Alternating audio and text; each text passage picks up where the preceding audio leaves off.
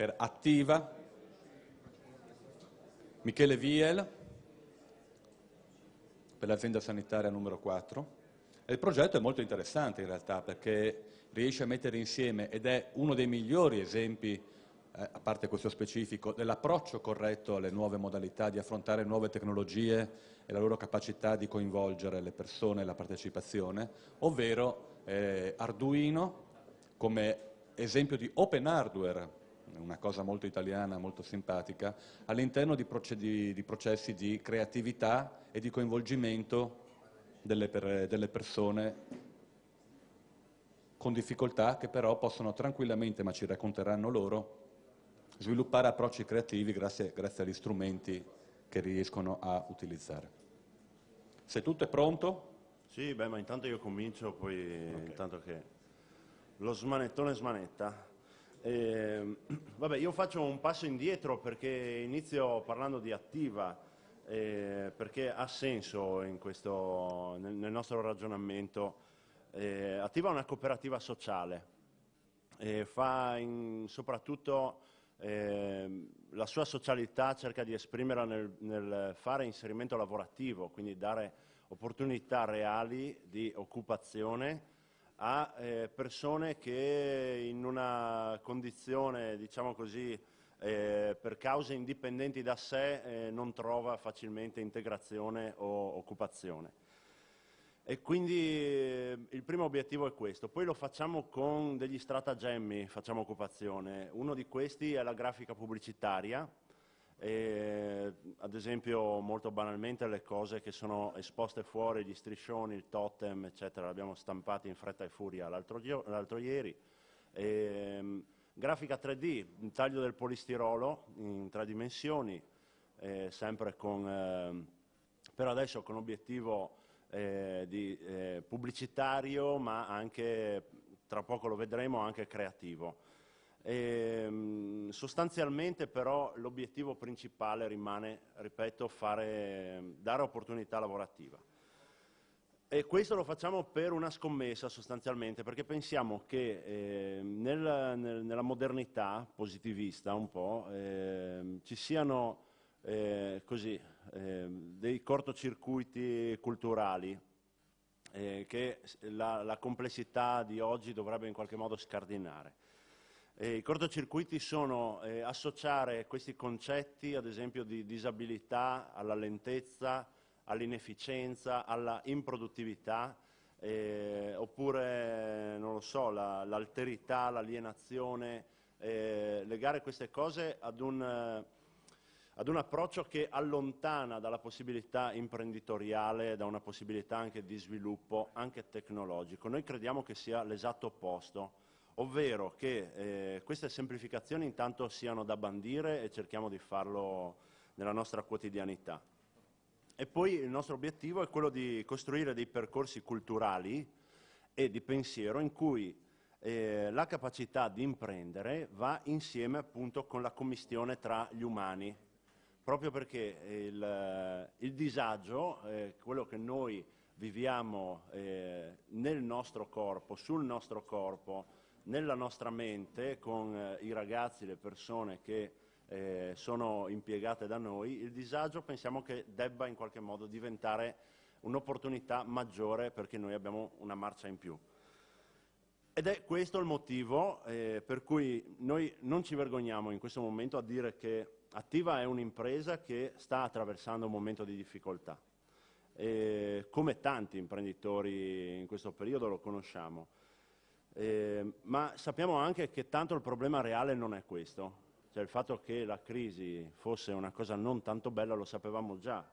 Questo non ci spaventa, il problema rimane come ci si comporta in un momento come questo. E per adesso noi ci stiamo guardando un po' allo specchio, no? Quindi per iniziare da noi, credendo che ogni piccolo passo che compiamo è comunitario. C'è un movimento ripetitivo di chi ad esempio spazza al bagno, di chi sfalcia il verde pubblico, che deve essere strettamente connesso al pensiero di chi fa, almeno internamente da noi, a chi fa la programmazione finanziaria. oppure la realizzazione di un progetto grafico che deve contaminare e deve essere contaminabile da chi organizza il pranzo per tutti. Concetti forse semplici che stanno alla base del pensiero cooperativo, che però vanno riscoperti, vanno riportati alla luce. E quindi così via di questo passo, insomma, vado anche abbastanza veloce, ma ci preme dire questo, che nello scambio di informazioni nulla può essere considerato privato o di proprietà, per cui neppure un'idea, se si considera ad esempio quanto nella nascita di un'idea è di ispirazione comunitaria, soltanto per le stimolazioni reciproche che le interazioni continue offrono, vengono offerte, le interazioni che vengono offerte all'interno di una comunità. E quindi Inno Open Design, perché è di questo che parleremo, vuole fare proprio questo, cioè vuole costituire un esempio di comunità creativa, quindi una creatività non personalizzata, non settorializzata, ma una creatività comunitaria. Come lo facciamo e attraverso quali strumenti ce lo dice Michele tra poco. Sì, sapevi? Ah, scusa. E comunque, vale, insomma, questo per dire che non può che essere la complessità, insomma, che ci fa progredire, proprio nel senso del prendere insieme, della comprensione. Per adesso tutto questo ha la consistenza di un brodo primordiale, come forse vi starete accorgendo già dalle mie confuse parole.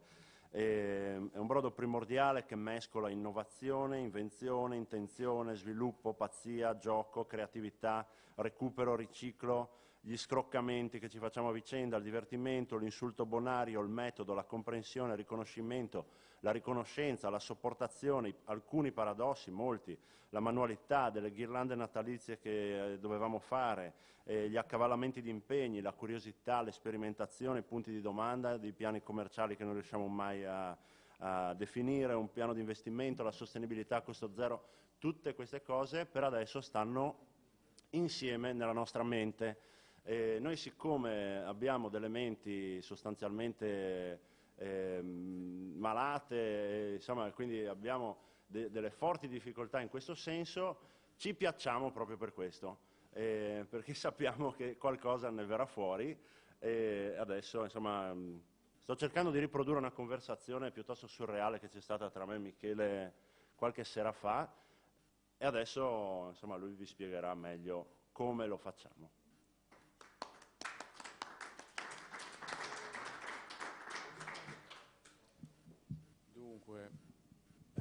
Io mi presento, sono Michele Viel e sono un educatore dell'azienda 4, lavoro in un centro di salute mentale, centro per la salute mentale.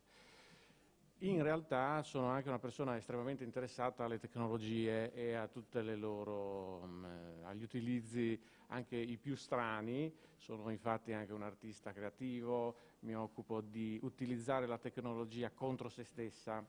Per così il messaggio che secondo me vorrei dare è quello che la tecnologia per essere utilizzata al meglio deve essere molto conosciuta e talvolta anche evitata, ma nel senso che bisogna anche cercare di conoscere l'interno delle cose, proprio riuscire a conoscerle smontandole e in una maniera esperienziale, no?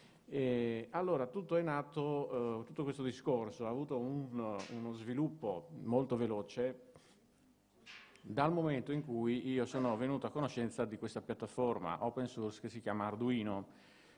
Non so se voi la conoscete, io adesso volevo farvi vedere qualche slide, è che a noi piace molto il disordine e quindi sono slide un pochino disordinate, quindi potrebbe esserci un po' di disconnessione tra una slide e l'altra. Io ho cercato di far vedere un insieme di cose che possono accadere con Arduino, un insieme di oggetti che possono essere costruiti, alcuni li abbiamo costruiti noi per esempio, altri provengono da alcuni workshop che ho fatto, altri ancora provengono dal MIT di Boston, eccetera, e volevo farvi vedere. Volevo chiedere a voi se tutti conosciamo Arduino oppure no. C'è qualcuno che non ha mai sentito parlare di Arduino? Oppure addirittura c'è qualcuno che ha sentito parlare di Arduino tra di voi? Qualcuno sì, bene, bene, non molti, 3, uno lo utilizza direi perfettamente laggiù. Ok, allora io cercherò di descriverlo in veramente 4 parole, ma giusto per capire la portata sociale di Arduino, perché dal punto di vista tecnico non è che me ne intendo tantissimo. Nel frattempo farei partire queste slide che sono, come dicevo, abbastanza disordinate, ma così intanto ci accompagneranno nella conversazione. Allora, Arduino è una piattaforma open source che è stata progettata ad Ivrea un po' di anni fa da Massimo Banzi e una piccola equipe di persone. E queste persone, che erano dei docenti del corso che si faceva ad Ivrea, e adesso non mi ricordo il nome, però vengono fuori le slide, praticamente hanno avuto la bella pensata di rendere open tutto l'hardware e anche tutta la parte software.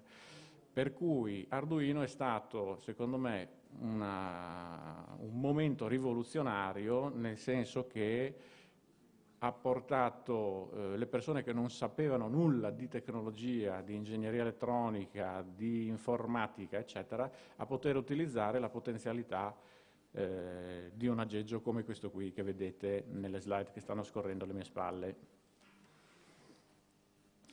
Quindi è una base di prototipazione veloce, serve per rendere interattive le cose, mette in comunicazione il mondo reale con il mondo hardware, quindi con i computer. Questo cosa significa? Che posso per esempio far illuminare un LED quando passo vicino al mio oggetto, oppure posso fare sì che una cosa abbia un minimo di interazione con un cambiamento di temperatura nella stanza. Quindi diciamo che effettivamente dal punto di vista della comunicazione con il mondo circostante ha delle potenzialità infinite, tant'è vero che viene utilizzato moltissimo anche nella domotica, quindi nell'automazione di casa, oppure anche appunto grazie a questa cosa che è una piattaforma open, viene utilizzata anche da artisti, artigiani, persone che in realtà di elettronica, di elettrotecnica, di informatica non ne sanno praticamente nulla. Ecco, questo quindi è stato secondo me il punto focale di questa idea che adesso vi illustriamo, ovvero utilizzare più che Arduino, anche Arduino, ma più che altro a me è piaciuto molto l'atteggiamento di coloro che hanno inventato Arduino e l'hanno messo in produzione, ovvero, abbiamo solo 5 minuti, bene, allora vado veloce, ovvero il fatto che questa cultura si è sviluppata in una enorme community che tra l'altro si sta sviluppando costantemente da sola. È proprio il fatto di questa community che si autosviluppa è la potenzialità che ci sta dietro ad Arduino e a tutte le cose che si fanno con esso. Quindi noi con Open Design vorremmo mettere ancora una volta in gioco le potenzialità di Arduino, creando oggettistica interattiva, anche senza necessariamente un utilizzo, diciamo una funzionalità ben chiara. Tant'è vero che ieri le persone del laboratorio si sono messe a sperimentare una cosa che mi pare, Fabio, che tu hai in mano, hai portato? Ecco, che Fabio ha in mano, ed è un bicchiere praticamente dotato di un piccolo motorino vibrante per cui dovrebbe mescolare automaticamente il caffè. Non serve a niente, ma secondo me è una delle idee interessanti che possono venire fuori mettendo insieme batterie, arduini, LED, motorini, bicchieri, plastica riciclata e tutta una serie di materiali che si possono utilizzare. Allora, le persone che fanno parte di questo laboratorio sperimentale provengono da un corso che io avevo proposto l'anno scorso, anzi addirittura 2 anni fa, all'IRES, l'Istituto di Ricerca e Formazione qui friulano, dove abbiamo appunto implementato un piccolo corso che si occupava di tecniche di tinkering per arredare con Arduino.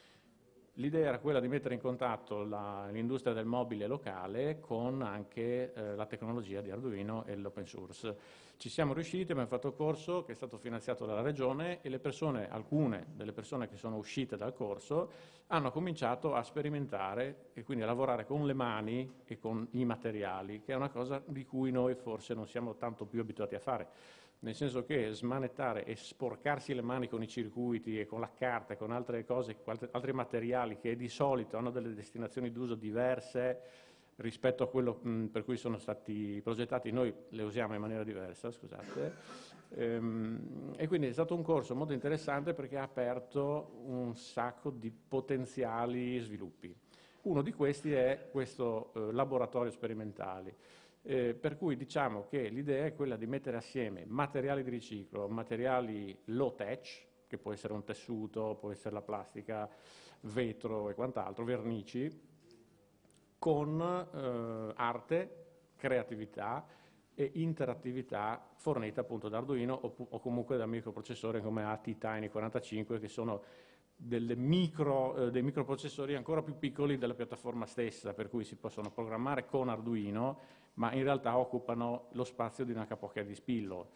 Questo che vedete è un vestito interattivo che avevamo fatto per Halloween un anno fa, non c'entra ancora con Open Design, ma diciamo l'avevamo fatto noi, praticamente l'hanno utilizzato durante una festa e funzionava con il rumore della musica, per cui c'era questo V-Meter che era appiccicato qui al vestito, questo è il circuito Lilipad, che è un Arduino più piccolo. Questo V-Meter funzionava come praticamente in base al battito della cassa del rave si accendevano le luci a tempo, eccetera. E quindi ecco, è stata un'esperienza interessante anche quella lì. Questo è il tipo di lavori che volevamo cercare di proporre con Open Design. Stiamo lavorando con il sottovuoto, con la plastica, con pezzi di tastiere di computer, pilette, sensori di posizione, arduini, eccetera, eccetera. Io adesso mi fermerei e proverei, lasciamo scorrere le immagini, e proverei a chiedere a voi se avete capito di che cosa stiamo parlando e se avete delle curiosità in proposito, nel senso che secondo me l'innovazione che c'è dietro questo discorso, l'idea nuova è quella di mettere insieme più campi e quindi non è detto che si colga nell'immediatezza, al di là del fatto che forse ho presentato non molto bene, ma voglio dire che il concetto non è, a volte non sfugge, uno dice ma allora non fanno niente, cioè qual è il succo di questo discorso? Il succo è quello della sperimentazione e mi dimenticavo di una cosa importante, cioè io mi occupo di salute mentale e so quanto è importante l'avere passione mentre si fanno le cose. Diciamo che per noi l'antidoto proprio, quindi in un discorso di preventivo, di prevenzione, e secondo me potrebbe essere un discorso da ampliare su più fronti, è proprio quello di lavorare con passione, cioè la passione che diventa il motore per fare le cose. Che poi vadano bene o male questo non lo sappiamo, però in realtà il fatto di farle con passione, di metterci appunto il proprio interesse, la propria passione, dovrebbe essere un forte antidoto per malesseri, eccetera. Sì, appunto volevo vedere se c'erano delle domande. Domande dal pubblico? Curiosità, ma anche Curiosità. contributi. Contributi. Tutto perfetto. C'è un sito internet www.ino-opendesign.it e potete trovarlo e entrare in contatto con noi quando volete. Sì. Diciamo che il progetto, volevo anche aggiungere, è appena iniziato, quindi come penso suggeriscono anche le immagini, è ancora da costruire, da affinare. Sicuramente abbiamo già prodotto alcuni prototipi che, uno ce l'abbiamo qua, non so se avete portato anche altre cose o no. Ah, ecco, allora se volete possiamo metterli qua e dare un'occhiata. Sono prototipi nel senso che sono cose che hanno veramente lo scopo di essere dimostrative, però siamo riusciti a mettere insieme materiali di riciclo con piccoli circuiti e diciamo, tecnologie di base. Possiamo metterli là forse, che Possiamo abbiamo anche il metterli là, tavolo sì, per, certo. per l'esibizione proprio degli oggetti. Interagiscono nel senso che si possono toccare, quindi con il tocco, la pressione, il movimento hanno dei cambiamenti di stato, per cui per esempio si accendono dei LED oppure vibrano, eccetera, eccetera. Un'altra cosa che vi volevo dire, e poi dovrei finire, è che avevo fatto degli esperimenti con i bambini quest'estate e ho proposto loro di portare dei telefonini vecchi per essere smontati. Con i pezzi di telefonino, in sostanza, utilizzavamo il motorino della vibrazione e poco altro, del filo, una batteria da 3 volt e spazzolini da denti, riuscivamo a fare dei piccoli robottini che si muovevano. e i bambini si sono divertiti. Ecco, questo è un robottino fatto con pezzi di telefonino disassemblato e riassemblato. I bambini si sono divertiti tantissimo e in realtà credo che abbiano imparato veramente tantissimo nel mettersi a fare con le mani utilizzando la tecnologia. Questi sono bambini americani del MIT che hanno fatto un workshop con l'Ilipad e sono riusciti a fare dei braccialetti interattivi che funzionavano col movimento, eccetera. Queste cose secondo me lasciano traccia nella memoria delle persone e quando uno utilizza la tecnologia in questa maniera qua, ecco questo è un altro robotino. Tra l'altro la cosa interessante è che di spazzolini ne avevamo pochissimi, di telefonini ne sono arrivate vagonate, tutti avevano telefonini e sono spazzolini usati. Quindi praticamente è stata una sorpresa.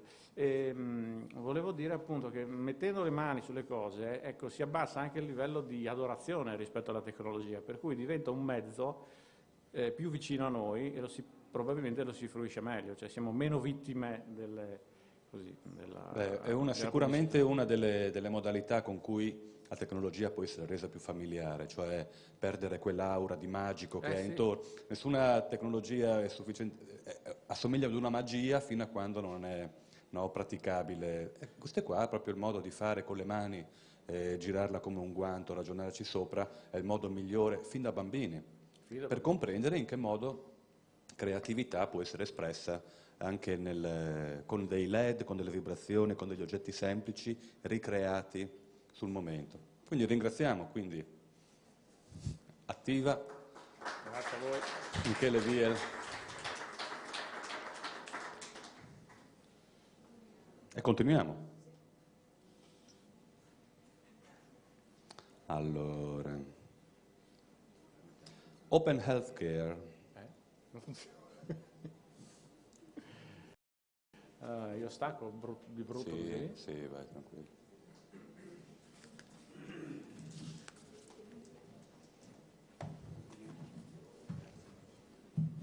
Quindi un altro bel ragionamento, Felice Pietro Fanizza, Fondazione Snaidero. In questo caso andiamo a ragionare, a guardare qualcosa che riguarda la domotica. Ci spiegheranno di preciso in cosa consiste questo aspetto della domotica, che è un concetto, un'area, una pratica che copre più aree. E in particolare va collegato in qualche modo?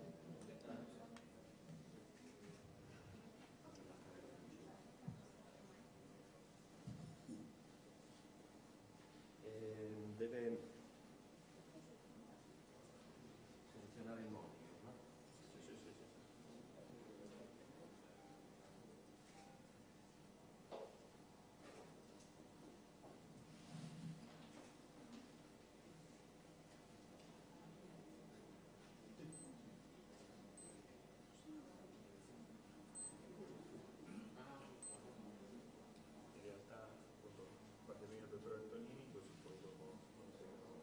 Va bene, allora possiamo cominciare.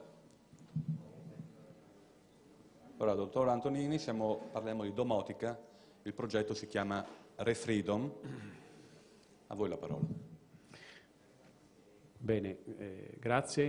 Io mi chiamo Giulio Antonini. In realtà il tema che tratterò è un po' più ampio. Ringrazio anche chi mi ha preceduto perché di cui ho apprezzato molto, sinceramente, i contenuti.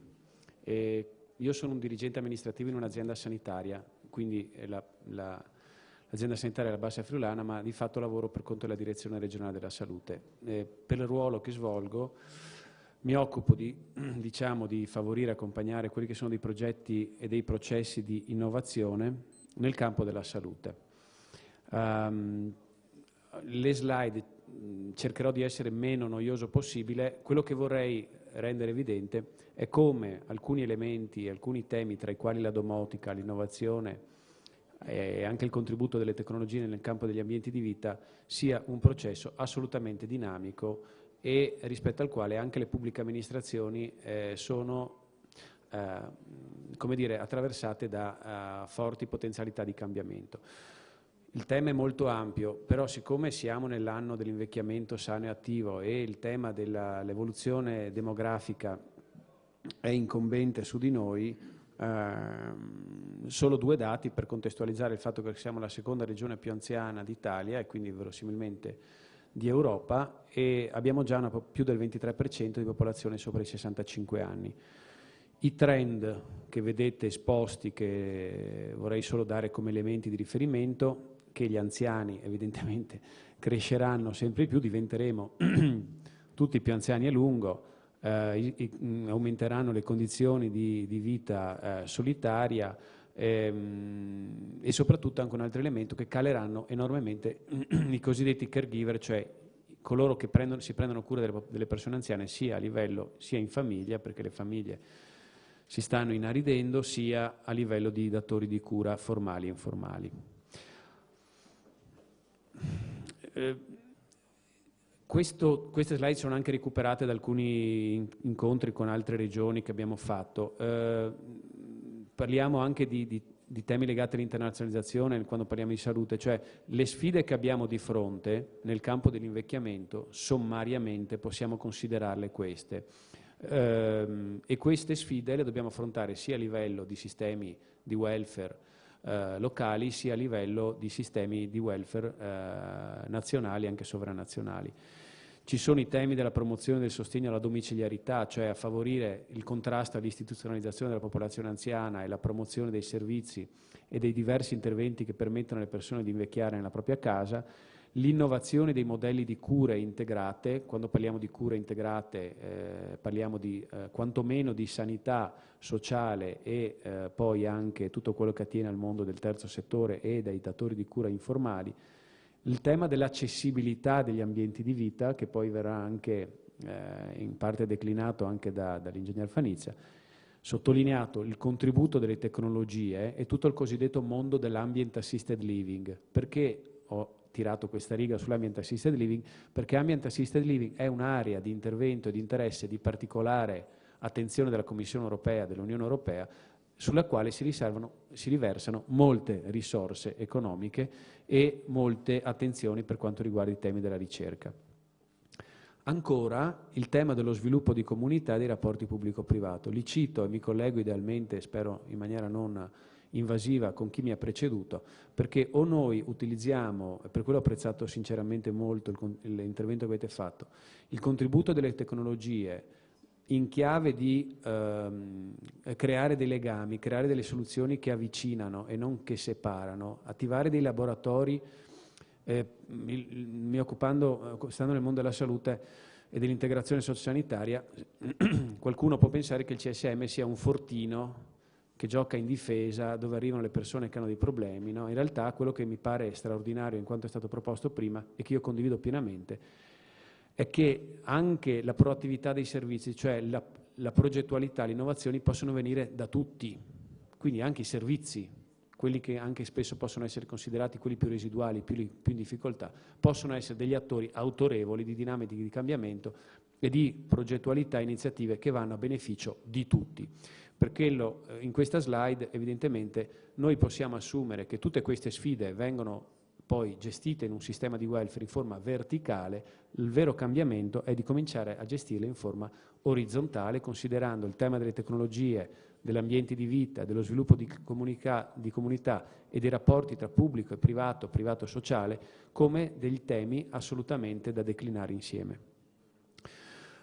Ci sono già degli strumenti che anche una regione ha, lo dico, prendete solamente gli spunti principali, c'è un piano sanitario e sociosanitario, c'è una legge regionale sull'innovazione, c'è una pianificazione dei servizi locali integrata, c'è una sperimentazione che si chiama Abitare Possibile, che vuole favorire l'adattamento degli ambienti di vita a favore della popolazione anziana e non solo. Ci sono molti progetti europei, alcuni li vediamo dopo. Siamo in una fase di programmazione dei fondi che l'Europa ci darà sempre meno, ma ci saranno per il periodo 2014-2020 e quindi ci stiamo avvicinando anche alla fase del nuovo grosso programma di ricerca che sostituirà il 7° programma quadro in ambiente europeo che si chiama Horizon 2020. Tralascio le altre sfide che ci attraversano, che è la riconversione delle risorse, il nostro sistema di welfare che è abituato a crescere, il sistema sanitario in particolare del 2, 3, 4% anno, da adesso al 2015 è previsto che il sistema sanitario da 107 miliardi nazionale costerà 100. Quindi è come se fossimo abituati a stare su una macchina che ha messo la prima, la seconda, la terza, la quarta, la quinta e la sesta, adesso bisogna mettere la retromarcia, no? Come? C'è il tema della mobilità dei pazienti, quindi tutti i pazienti in Europa avranno diritto ad avere delle cure negli altri paesi garantite se non ne hanno accesso nel proprio paese. Questo implica tutto un sistema di compensazioni, di assicurazioni folle. Il tema dell'innovazione sociale, che peraltro è già stato anche introdotto, e anche tutte le opportunità che abbiamo in chiave confinaria, Austria e Slovenia. La Regione ha costituito un gruppo europeo di cooperazione territoriale con il Veneto e la Carinzia e ha già degli strumenti anche di gruppi europei di interesse economico che sono attraversati anche dal tema della salute, già lo stesso con gli stessi attori anche con la Slovenia. Quindi uno dei 2-3 concetti che volevo dire, al di là di tutti gli aspetti che possono essere poi noiosi, è che l'innovazione dei sistemi di salute è un'innovazione che attraversa la regione, le aziende sanitarie, i comuni, ma tutti gli attori, e che sono innovazioni che riguardano le reti e le relazioni nel pubblico, perché la vera integrazione è più difficile da fare nel pubblico, no? È facile fare i progetti e andare d'accordo con le altre regioni europee. È semplicissimo, basta muoversi, avere la fortuna di poter andare a Bruxelles, fare degli accordi, trovare dei temi progettuali comuni. La vera difficoltà è integrarsi tra direzioni regionali, tra regione e comune e tra azienda sanitaria e comune. Gli strumenti e le risorse, quindi declinare in funzione di una strategia di sviluppo e di integrazione quelli che sono le leggi, i piani, i progetti e i soggetti giuridici che ne possono derivare, perché si stanno introducendo nuovi scenari, nuove sfide, nuove economie, in cui l'accessibilità, l'inclusione, il tema dell'open platform devono essere al centro dell'agenda politica ma anche operativa. E questo investe anche il tema della formazione, della valorizzazione del capitale umano e degli strumenti della comunicazione. Per quello mi sembra, io dovevo alzare la mano tra quelli che non conoscevano Arduino, ma sono contento di essere venuto perché adesso l'ho conosciuta. Che cosa si sta facendo concretamente? La Regione, ad esempio, con una legge, qui siamo all'interno di un servizio, un servizio pubblico, che è il servizio di telesoccorso e telecontrollo che la Regione ha esternalizzato alla ditta che si chiama Televita, Tesan Televita, e che segue circa, il dato non è aggiornatissimo, ma circa 4.500 persone. È un servizio a cui si può accedere, è un servizio sociale, quindi non è su base universalistica, ma universalistica selettiva, quindi si accede su base di reddito e condizioni, diciamo, di svantaggio sociale, però sostanzialmente permette, prevede l'istituzione, l'attivazione già funzionante di una centrale telefonica che permette di tenere collegate le persone che vivono sole e che segnalano loro problemi e quindi c'è una teleassistenza e un telemonitoraggio. Qui entriamo nel campo di alcuni progetti, poi l'ingegnere Fanizza sarà più preciso di me su alcuni, che è il tema del cosiddetto ICT e le smart home, quindi le case intelligenti.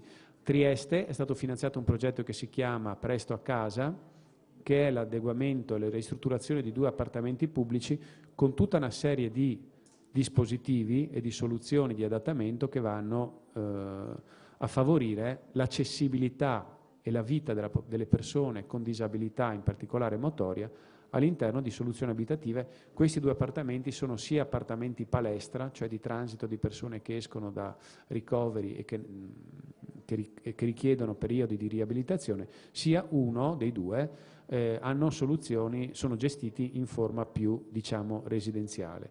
Quindi ci sono già dei tentativi di adattare ambienti pubblici, case pubbliche, con tecnologie non particolarmente costose e comunque che cominciano a essere accessibili. Questo progetto magari ne parlerà, o comunque insomma è un progetto che riguarda principalmente Fondazione Snaidero, comunque anche qui l'innovazione legata al tema dell'ambiente di vita, in particolare delle cucine. Il progetto centrale è l'oggetto della relazione successiva. Io voglio solo citare altri 2 progetti che stanno accadendo, si stanno sviluppando nel nostro territorio regionale, come Dreaming è stato un grosso progetto finanziato dalla Commissione europea e che ora ha trovato termine, mentre Help Key TV è un progetto finanziato dalla legge regionale sull'innovazione, la legge 26, l'articolo 22, che metteva, perché adesso non ha più budget, almeno la salute, metteva a bando dei progetti di innovazione. Help Key TV di fatto era nato come la internet sulla televisione con un software interattivo che permettesse alla persona di entrare in contatto con una serie di altri utenti. Ora questa interfaccia utente, servizi, medico di base piuttosto che altri servizi sul tema, servizi sociali eccetera, è diventato una soluzione applicata anche su tablet. Perché Dreaming? Mi fermo qualche secondo ancora su Dreaming, perché Dreaming è stato, per cominciare a dare delle dimensioni. Allora, secondo me è significativa una cosa: il tema delle tecnologie nel campo della salute è un tema particolarmente spinto dalla Commissione europea e quindi oggetto di molte risorse. Secondo me in maniera anche eccessiva, c'è un'enfasi particolare sul tema delle tecnologie come risolutive rispetto ai problemi dell'invecchiamento, della riabilitazione o comunque della qualità della vita della popolazione anziana. Però lì ci sono soldi, lì ci sono le cordate, lì ci sono gli interessi che si muovono e credo che quindi sia importante che anche una regione, un territorio, un sistema regionale nella sua pluralità stia in queste partite. Dreaming è un progetto che di fatto ha permesso nel corso di 48 mesi di gestire un budget di oltre 5 milioni di euro complessivo, di cui quasi 3 di contributo, mettendo insieme 6 realtà che hanno sperimentato su 350 casi delle piattaforme di integrazione di servizi di rilevazione dei parametri vitali, rilevazione dei sensori ambientali e videoconferenza, cercando di capire come queste piattaforme realmente aiutino i datori di cura e permettano soprattutto alle persone di stare meglio, quantomeno di tenere monitorate alcune condizioni di salute e anche di favorire alcune interazioni, contatti quotidiani con il familiare, con il medico di base, con il medico del distretto, con l'assistente sociale. Ancora rapidissimamente, cambiamo scenario, poi in chiusura ci rientro un attimo. La nostra regione si sta muovendo anche in una chiave, diciamo, su un altro programma dell'Unione Europea che si chiama Central Europe, che interviene su questo progetto sui temi del Innovative Social Housing and Care, proprio perché il tema dell'adattamento degli ambienti di vita, dal punto di vista tecnologico, cioè i muri da un punto di vista dell'accessibilità, della qualificazione architettonica, e le tecnologie, come possono contribuire a ridurre l'isolamento, a ridurre l'istituzionalizzazione, a favorire la qualità della vita della persona a casa. Questo è un altro contenitore, perché i progetti sono contenitori, in cui si sta cercando di dialogare, vedete in rosso i 12 partner che vengono dagli 8 paesi del centro Europa, rispetto ai quali si stanno portando avanti, adesso a Trieste partirà una sperimentazione, anche qui di progetti di integrazione sanità, sociale, e diciamo modelli di gestione innovativi di soluzioni abitative che permettano a persone anziane o comunque a persone fragili, in senso svantaggiate, di poter avere contesti di vita con una migliore qualità. Parlando con i colleghi, il progetto che è nato con i colleghi di 8 paesi diversi, quando si parla di persone anziane, persone con disabilità rispetto ai loro bisogni, sul tema in particolare del social housing, quindi della possibilità di vivere una soluzione abitativa dignitosa nel rispetto e nell'affermazione del diritto alla casa e delle cure, del diritto alle cure, questi sono nelle palle, che sembra un po' l'atomo, no? La cosa dell'atomo, ci sono i temi che ciascun paese ha ritenuto anche prioritari. Per noi, dicono gli sloveni, l'accesso alle informazioni è quello che facilita l'accesso alla possibilità per le persone anziane con disabilità di avere delle soluzioni abitative o dei servizi di cura più adeguati. Il tema dell'accessibilità degli ambienti di vita, il tema delle tecnologie, ad esempio i polacchi hanno schierato un partner che è l'Istituto Polacco che si occupa di tecnologie, il tema dell'empowerment dei professionisti, quindi i datori di cura dei diversi servizi, questo viene dagli ungheresi, l'approccio neighborhood communities, quindi l'approccio di comunità, e ancora il tema dell'integrated management of care services. Quindi vedete che c'è un universo, no, di temi che vanno ricomposti nei progetti per cercare di organizzare in forma integrata alcune soluzioni possibili. Smart Care. Smart Care è un altro progetto, cugino, diciamo fratello maggiore di Dreaming. Smart Care è un progetto su cui la Regione è capofila di un consorzio di 23 regioni in Europa sul tema dell'integrazione anche qui dei servizi di cura. Anche qui si spinge e si finanzia ancora e si comincerà a sperimentare nel prossimo anno, auspicabilmente è un progetto di cui stiamo chiudendo la negoziazione con la Commissione europea.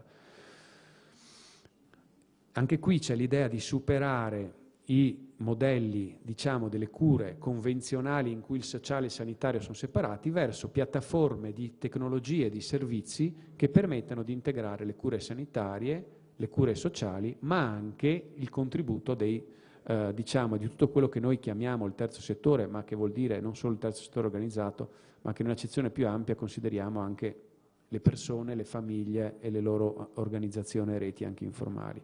Quindi qui c'è una sfida ambiziosissima, rispetto alla quale la Commissione europea mette dei soldi, è molto attenta e rispetto alle quali ora sta a noi, anche al sistema regionale, organizzare delle forme di lavoro molto integrate, di conoscenze, di trasferimento e di proposte intelligenti che permettano di supportare questi percorsi che porteranno la Commissione europea anche nell'ambito della strategia sull'invecchiamento sano e attivo a adottare dei modelli o delle soluzioni. Allora, lo scopo di tutta questa presentazione è per dire che c'è una grande dinamica di cambiamento e i temi delle tecnologie concorrono insieme ai temi degli ambienti di vita, al rafforzamento delle reti sociali e al tema dei modelli, dei modelli organizzativi che possono favorire questo cambiamento. Dicevo, siamo al centro di un cambiamento violento, assolutamente violento, rapidissimo, rispetto al quale le nostre amministrazioni, ahimè, spesso sono saggiamente immobili, diciamo fortemente prudenti ai limiti dell'immobile. Bisogna anche avere la forza e la consapevolezza di lasciarsi un po' attraversare da queste dinamiche, perché io poi, condividendo molto e riconoscendo molta intelligenza in quanto è stato presentato anche prima, a me piacerebbe che i sistemi di welfare potessero mettere più soldi sulla ricostruzione delle reti sociali, sui laboratori che sono frutto di interazione di diverse realtà, attori, soggetti. Però non sono lì i soldi, non sono lì i soldi, sarà sempre più difficile. Allora l'approccio creativo, l'approccio trasversale in cui un laboratorio che nasce da un CSM o da una cooperativa diventa un bene comune e oggetto di lavoro e di trasferimento di conoscenze di una comunità, secondo me è un percorso assolutamente ineludibile che deve poi entrare a far parte di percorsi che vedono gli investimenti anche grossi su temi in cui le tecnologie, giustamente anche da un certo punto di vista, hanno una grande rilevanza. Per la prima volta a livello europeo si dovrebbe riuscire a sperimentare queste piattaforme di integrazione di servizi, anche qui per la rilevazione di parametri vitali, ambientali, videoconferenze, sistemi di prevenzione delle cadute. In altra occasione avremo modo di presentare il progetto. Su da noi circa 200 casi, ma ci sono regioni come la Scozia, dichiaratamente, che dice che vogliono farlo su 6.000 persone, perché tutta una serie di piattaforme loro le hanno già. Vado rapidamente a chiusura, anche come la Regione si sta muovendo, con a volte grande farraginosità, però nell'ambito del bando cluster del MIUR sulla creazione di distretti industriali, la Regione ha costituito recentemente, a settembre, per rispondere al cluster nazionale, un'aggregazione pubblico-privata in cui ci sono dentro 2 direzioni regionali, la salute e la ricerca e innovazione, c'è dentro l'azienda sanitaria 5 come supporto alla direzione regionale, c'è dentro la Fondazione Schneider e altri circa 40 soggetti, di cui oltre 30 imprese attive nel tema domotica, innovazione degli ambienti di vita. Perché? Perché entrare in un'aggregazione pubblico-privata che è un contenitore ed è un primo passettino, non vuol dire niente se non lo gestiamo bene, è un percorso che ci ha permesso di entrare in una cordata cluster più ampia, nazionale, insieme alla Lombardia, Puglia, Marche, Trento e Toscana, in quello che, speriamo, ne parlavamo prima, in questo mese il Ministero dovrebbe battezzare come il cluster nazionale della ricerca industriale sulle tecnologie per gli ambienti di vita. Questo ci permette forse di avvicinare già da subito delle risorse finanziarie su alcuni progetti che vedono coinvolte aziende regionali, ma anche creare le premesse per stabilizzare un trasferimento di conoscenze dal privato verso il pubblico, ma e anche viceversa, andando a sviluppare e consolidare quello che è un po' il sistema regionale dell'innovazione. Ancora l'ultima cosa, siamo ancora attivi all'interno della cosiddetta European Innovation Partnership on Active and Healthy Aging, la strategia europea che non è un finanziamento, che non è un programma di finanziamento, è una strategia sulla quale la Commissione europea, attraverso una serie di avvisi pubblici, ha chiesto a amministrazioni, enti di varia natura pubblica e privata di impegnarsi con dei commitment per dire come contribuite alla strategia europea sull'invecchiamento sano attivo, che richiederebbe un'esposizione molto complicata. Nei vari temi noi ci siamo inseriti cercando di dare un contributo sul tema delle age-friendly cities. Quindi age-friendly cities non è solo invecchiamento, in realtà è le città a misura d'uomo e di popolazione, anche evidentemente attraverso il contributo delle tecnologie. Anche qui c'è il Friuli come una delle regioni che si sta esponendo verso la Commissione europea per dire vogliamo lavorare con la Commissione, eccetera. L'ultima cosa, questa l'abbiamo già fatta vedere, ma perché secondo me è solo quello che volevo dire, cioè siamo investiti da un percorso di cambiamento furibondo, veloce, che ci travolge come amministrazioni, rispetto ai quali o noi abbiamo la capacità di dialogare e di organizzare i nostri strumenti in funzione di questa complessità, no? Quindi reti e relazioni, strumenti e risorse, scenari, e quindi anche qual è il nostro contributo di pubblica amministrazione a una crescita di un'economia sostenibile, e quindi come il nostro capitale umano gradualmente anche entra ed assimila sempre più rapidamente le dinamiche del cambiamento. Io qui avrei finito, sperando di non avervi investito troppo, volevo solo dare 2 o 3 spunti di riferimento. Non so se ho un minuto, possiamo mandare qualcosa? Sì, anche perché vi faccio vedere rapidissimamente, veramente solo 2 minuti, un video di una delle piattaforme. Questo è un video che abbiamo preso nell'ambito di una visita di studio nel Nord Brabant in Olanda, in questo posto che tra l'altro è vicino al paese dove è nato Van Gogh. In questa regione Nord Brabant, che loro si autodefiniscono anche la regione più smart d'Europa, ci sono circa 16 piattaforme. Piattaforme cosa vuol dire? Quello che cominciate a vedere, cioè servizi integrati che hanno una base e una componente tecnologica, evidentemente, almeno una centrale telefonica che permette l'interazione tra diversi utenti, 16 piattaforme che permettono a diversi cittadini di entrare in contatto A tra di loro, B con i servizi e addirittura con una pluralità di servizi estremamente varia.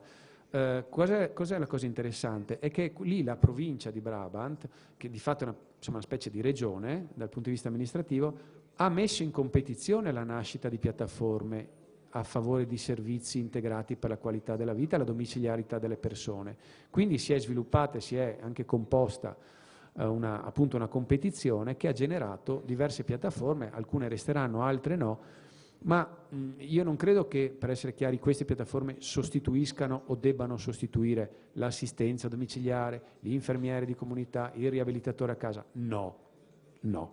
Queste possono essere strumenti al servizio di nuovi modelli di erogazione dei servizi in cui le tecnologie aiutano i caregiver e aiutano, come dire, l'utente finale. È chiaro che se io mi collego con una piattaforma, ma dopo, come sono i dati in molti paesi, non ho contatti umani, non vedo una persona per oltre una settimana, no? Allora la tecnologia mi può aiutare, posso fare anche il corso di ginnastica a distanza, perché mi collego con un trainer che mi spiega, mi faccio la ginnastica, ce l'hanno fatto provare anche a noi, però se poi io non ho una capacità di integrare questo servizio con una persona che va a casa, sia essa un datore di cura formale, o sia esso anche un volontario, una persona che in un servizio di comunità si rende disponibile, allora anche il contributo delle tecnologie rischia di essere sovradimensionato.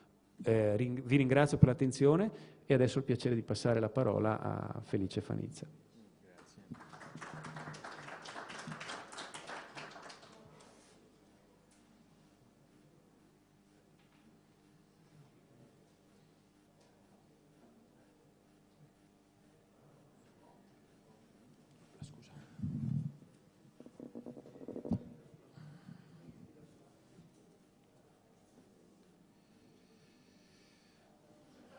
Bene, Grazie Giulio, grazie a tutti. Io cercherò in questi minuti che rimangono di questa parte questa sezione di questa interessantissima mattina dedicata alla città aperta, di indicarvi quelle che sono, proverò sinteticamente a dirvi quali sono i risultati e le metodologie che stiamo adottando in uno dei progetti di cui ha appena parlato il dottor Antonini. Ho voluto titolare il mio intervento con un titolo, diciamo, un po' che spero possa aprire poi dopo una discussione, non so, un interesse, una curiosità. Non so quanti di voi abbiano già sentito parlare di domotica, di home automation, cioè di tecniche che servono, tecnologie che servono per automatizzare alcune funzioni che sono presenti, alcuni impianti, alcune funzioni di impianto che sono presenti in casa. In questo caso appunto il titolo vuole essere un po', come dicevo, strumento di discussione, perché quello che stiamo provando a fare in questo progetto, che si chiama Rete funzionale per la ricerca e sperimentazione di servizi innovativi per la domiciliarità, è quello di andare un po' oltre quello che sono le tecnologie di domotica, cercare di capire perché questa tecnologia che è già disponibile da tanto tempo non è ancora utilizzata per migliorare la qualità della vita delle persone. Quali sono i limiti? Quali sono le barriere che la domotica presenta all'interno della casa, e in particolare con un focus legato alle modalità con cui queste tecnologie possono essere utilizzate per migliorare i servizi erogati a domicilio delle persone anziane o con menomazioni di vario tipo. Il progetto appunto ha questo focus, è un progetto di durata biennale, terminerà a metà dell'anno prossimo, ha l'obiettivo di testare il concetto di mini rete, se vogliamo, di rete di abitazioni, cioè abitazioni che si parlano tra di loro, abitazioni che sono in grado di comunicare tra di loro, utilizzando appunto delle tecnologie di automazione domestica, tutto con l'obiettivo di aprire le case, in questo caso appunto open house per una open health. È proprio questo il concetto, cioè di aprire la propria casa in modo che le persone che abitano la casa possano comunicare più facilmente con la casa stessa e con il resto del mondo. Il progetto si concentra su 2 abitazioni del comune di Udine, un progetto di ricerca che prevede quindi l'utilizzo di tecnologie domotiche esistenti. Un appartamento sono 2 appartamenti pilota che sono stati ristrutturati e in qualche maniera, tra virgolette, domotizzati, per rispondere a specifiche esigenze di queste diverse categorie di persone a cui ci rivolgiamo. In particolare c'è un appartamento che si trova in via Mantova, a Udine, che è dedicato a sperimentare soluzioni innovative dedicate a soggetti con menomazione sensoriale, di tipo visivo piuttosto che uditivo. Un altro appartamento che è invece in via Colugna, che è indirizzato invece a sperimentare, che è utilizzato per sperimentare soluzioni pensate per persone in carrozzina con menomazione motoria. Le aree di sperimentazione, cioè noi facciamo un'attività di ricerca, quindi una ricerca applicata, utilizzando e trasformando, personalizzando delle soluzioni già esistenti sul mercato, in maniera che siano da poterle rendere il più possibile accessibili alle esigenze di persone che hanno quel tipo di menomazione.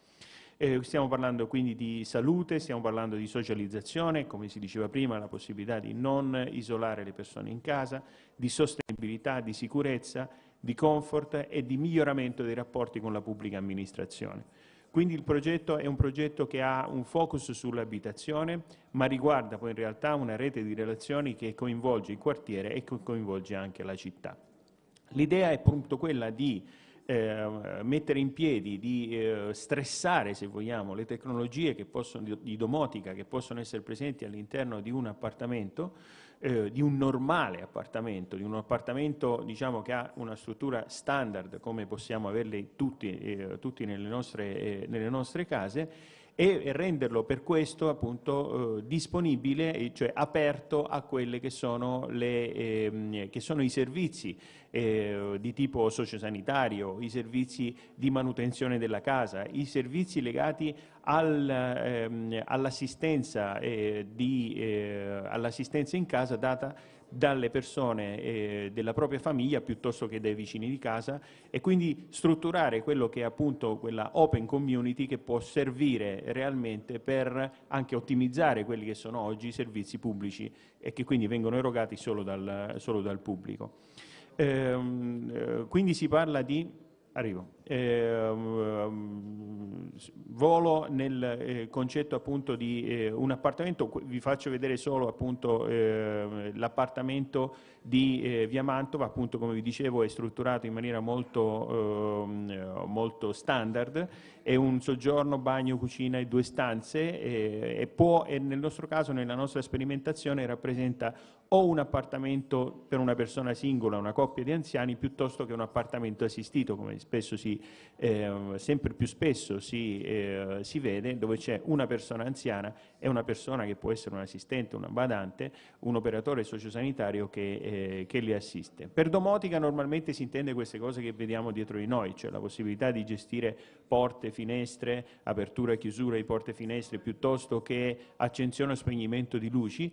Questo è quello che si intende per domotica. Nel caso di questi appartamenti abbiamo inserito dei sistemi di supervisione e di controllo di sicurezza per rilevare cadute, fughe di gas, fughe di allagamenti, piuttosto che anche sistemi di controllo di consumi di energia elettrica. E utilizziamo per gestire questo impianto domotico dalle semplicissime prese interruttori pulsanti che abbiamo tutti in casa nostra fino a sistemi più evoluti che sono stati pensati ad hoc proprio per le persone che hanno magari dei problemi di vista piuttosto che di udito. In questo caso possiamo vedere appunto l'esempio di una interfaccia pensata e progettata ad hoc per le persone che hanno le persone ipovedenti, dove possiamo vedere che nello stesso tipo di piattaforma, quindi in maniera molto semplificata, si ha la possibilità di accedere al controllo della casa piuttosto che a mettersi in contatto proprio con un semplice clic su un monitor con una persona lontana in audio e in video, piuttosto che avere un sistema di controllo vocale per chi appunto è completamente non vedente e che consente di controllare la casa e di mettersi in comunicazione, come si diceva, con gli altri.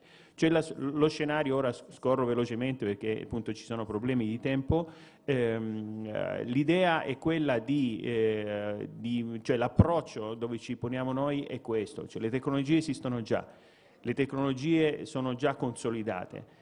Non sono tutte presenti nelle nostre case, ma molte di queste lo sono già e tra un po' lo saranno sempre di più.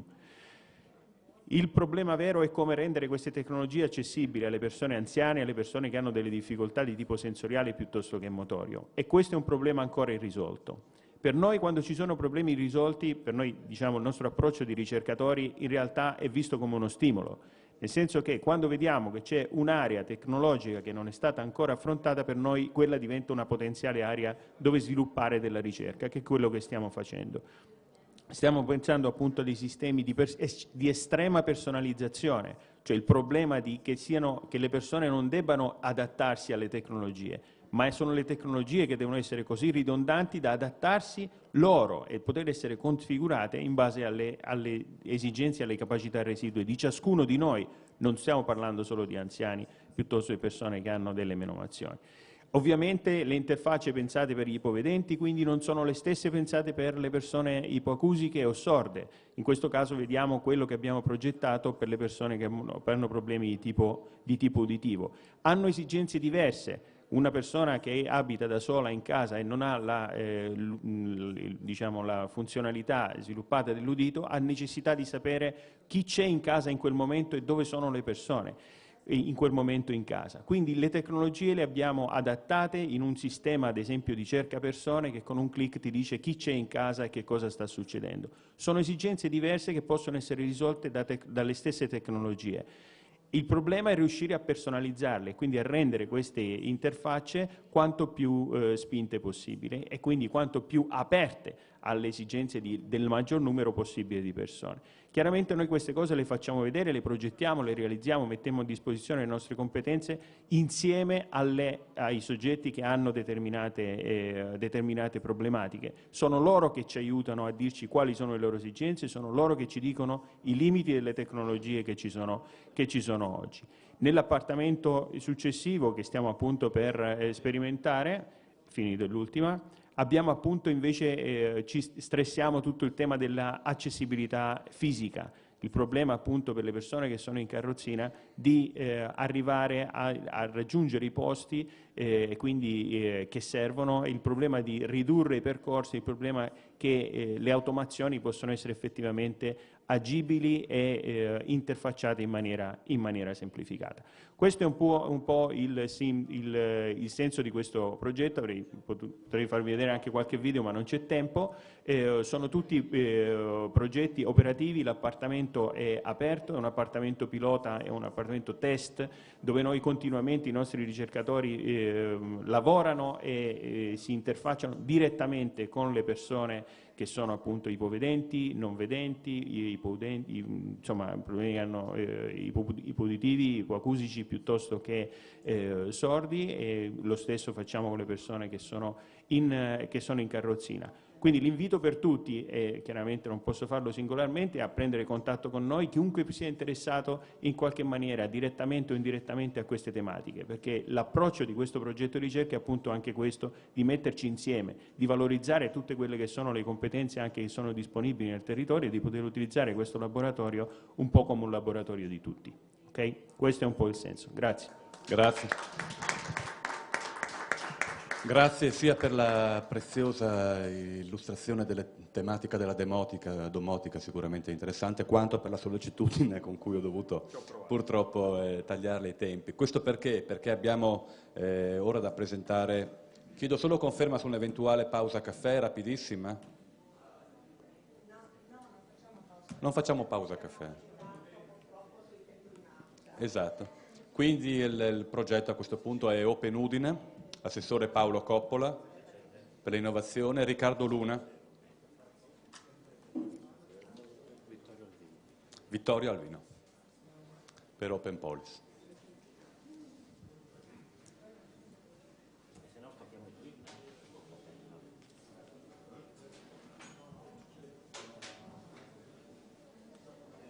Dovete navigare? Chi lo naviga?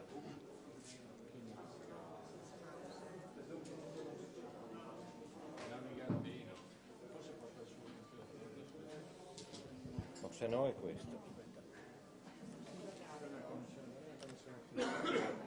Allora, quindi faresti col tuo? Sì, meglio. No, fai col tuo. Ma no, non devo smontare, devo solo staccare la presa diretta. Tieni sta ciofecca. Ok.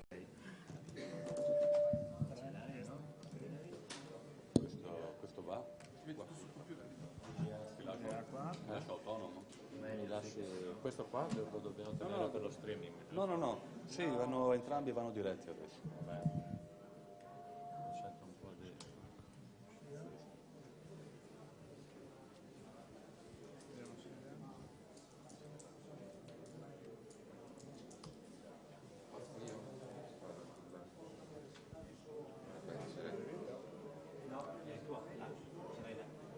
C'è il segnale. Però L'indirizzo è udine.comunicipio.it. Udine, no. Senza HTTPS.